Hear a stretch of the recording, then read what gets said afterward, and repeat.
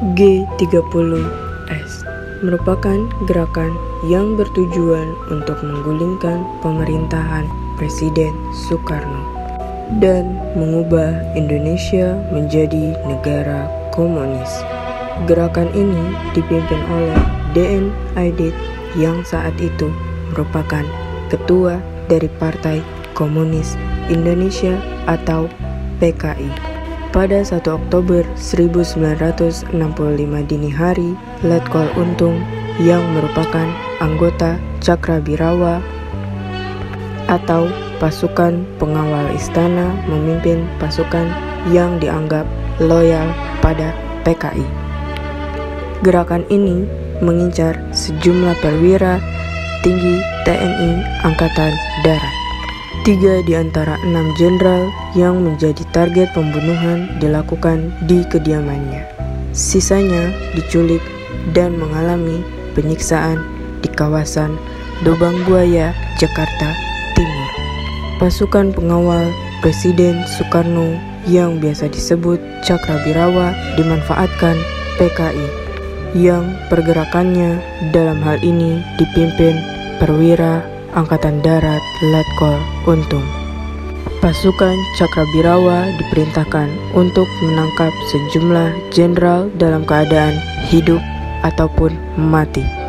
Ada 7 orang jenderal yang gugur dalam peristiwa tersebut, antara lain Letjen Ahmad Yani, Mejen TNI Raden Suprapto, Mejen TNI Mas Tirto Darmo Haryono, Mejen TNI Siswando Parman, Brigjen TNI Donald Isaac Panjaitan, Brigjen TNI Sutoyo Siswao Miharjo, Letu Pierre Andreas Tendean.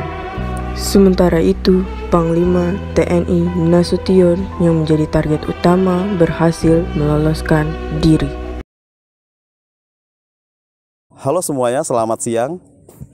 Kami dari kelompok 4, pada hari ini kami sudah berada di Monumen Pancasila Sakti, di mana pada hari ini kami akan dibantu oleh seorang pemandu yang berada di Museum Monumen Pancasila Sakti untuk membantu menjelaskan bagaimana tentang peristiwa terjadinya G30S PKI. Pada hari ini pemandu yang akan membantu kami adalah Pak Soleh. Bapak, beliau adalah pemandu wisata sejarah di Monumen Pancasila Sakti yang akan membantu saya dan teman-teman untuk memberikan informasi kepada teman-teman semuanya mengenai kejadian atau jalannya peristiwa pemberontakan G30S PKI tersebut.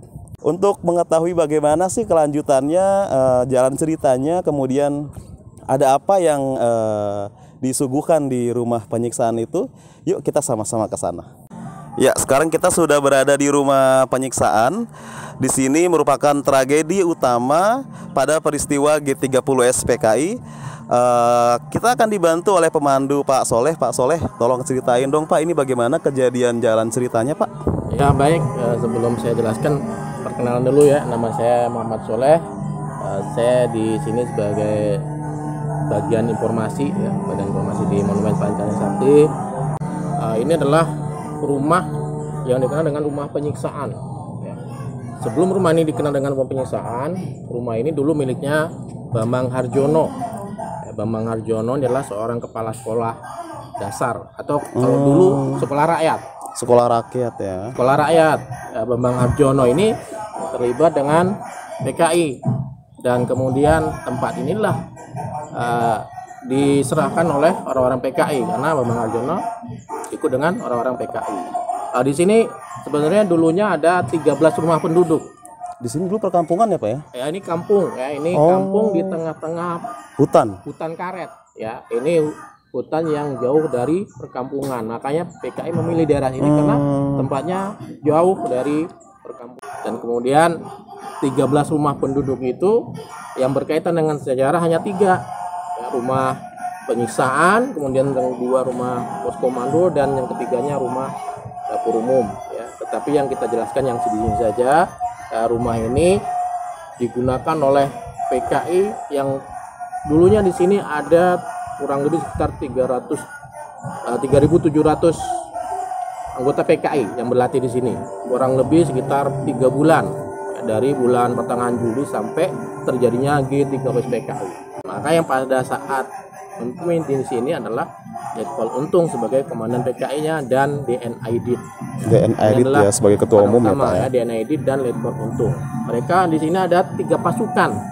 3 pasukan yang terdiri dari pasukan Gatot Kaca yang ada di sini ya, pasukan sebagai pasukan cadangan atau yang dipimpin oleh oknum dari Angkatan Udara Mayor Gatot Krisno.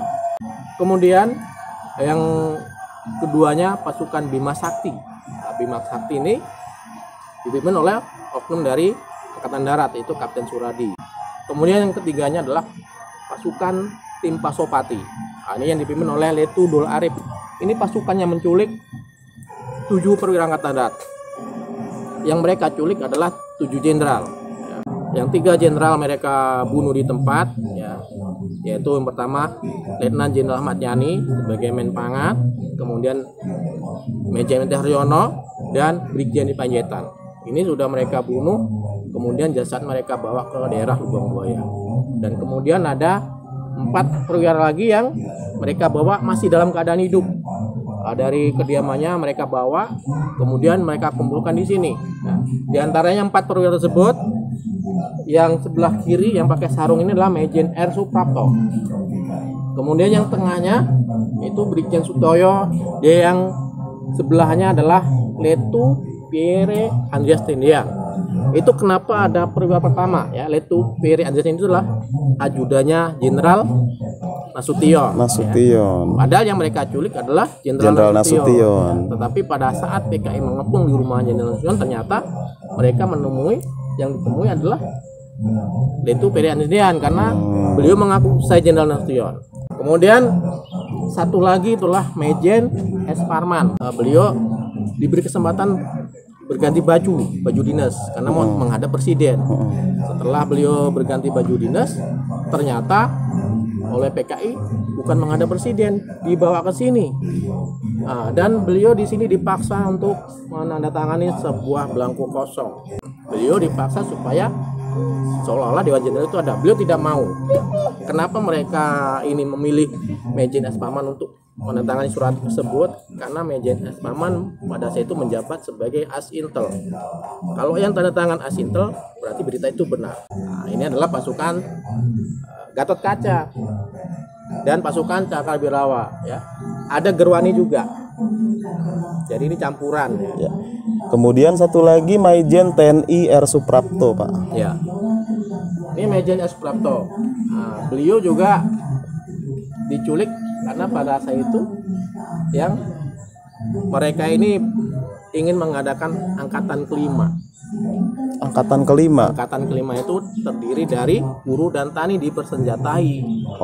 Makanya para perwira angkatan darat yang terutama Letnan Jenderal Ahmad Yani ini tidak setuju dengan angkatan 5 tersebut karena garis komandonya tidak ada. Sekarang kita sudah berada di Sumur Lubang Buaya, tempat di mana para perwira dari Angkatan Darat dimakamkan setelah terjadinya penculikan dan penyiksaan oleh para oknum PKI. Ya, Pak Soleh, tolong diceritain dong ke kami tentang sumur ini, Pak. Ya, sumur ini ya luasnya 75 cm, ya. Dalamnya 12 meter. Sumur ini dulunya adalah sumur biasa, tempat cuci pakaian dan tempat mandi miliknya Bambang Harjono. Oh, ada airnya berarti? Ada airnya, dulu ada airnya. Ya. Nah, kemudian pada saat mereka setelah menyiksa dan membunuh para perwira Angkatan Darat seperti 3 jenderal tadi yang sudah mereka bunuh, karena mereka ingin menghilangkan jejak. Ya, mereka ingin menghilangkan jejak. Kemudian para perwira Angkatan Darat tersebut mereka seret dibawa ke sumur ini. Ya. Dibawa sumur ini, setelah dimasukkan ke dalam sumur ya, satu persatu, ada yang diikat double ya. Kemudian setelah masukkan ke semuanya, mereka uruk ya. Sumur ini diuruk dengan sampah-sampah, kemudian batang pisang yang ada di sini dan peti peluru juga ada di dalamnya. Setelah itu kemudian ditimbun tanah dan di atasnya ditanamin pohon pisang ya, mereka untuk menghilangkan jejak seolah-olah di sini tidak terjadi sesuatu. Dan kemudian setelah itu mereka membuat sumur yang lain supaya tidak diketahui. Dan kemudian selanjutnya pada saat itu mereka melakukannya tanggal 1 Oktober, kemudian tanggal 2-nya ya. Kemudian sumur ini tempat ini dioperasi oleh pasukan RPKAD. Kemudian tempat ini dicari oleh pasukan RPKAD. Kemudian ada salah satu anggota pada saat mau mengambil makanan, kemudian pas saat berjalan ternyata menginjak tanah. Ya, tanah tersebut goyang dan merasa curiga. Kemudian tanah tersebut mereka gali dengan bantuan warga yang ada di sini. Ya, baik. Seperti itu kejadian peristiwa G30 SPKI yang mana pada hari ini kami dengan Pak Soleh sebagai narasumber utama, yaitu beliau sebagai petugas piket pada Monumen Pancasila Sakti ini. Sekian dari kami kelompok 4. Terima kasih. Wassalamualaikum warahmatullahi wabarakatuh. Kepada teman-teman semua tentang bentar nih. Gue harus di ini dulu, lepas dulu. Oke. Ya, lu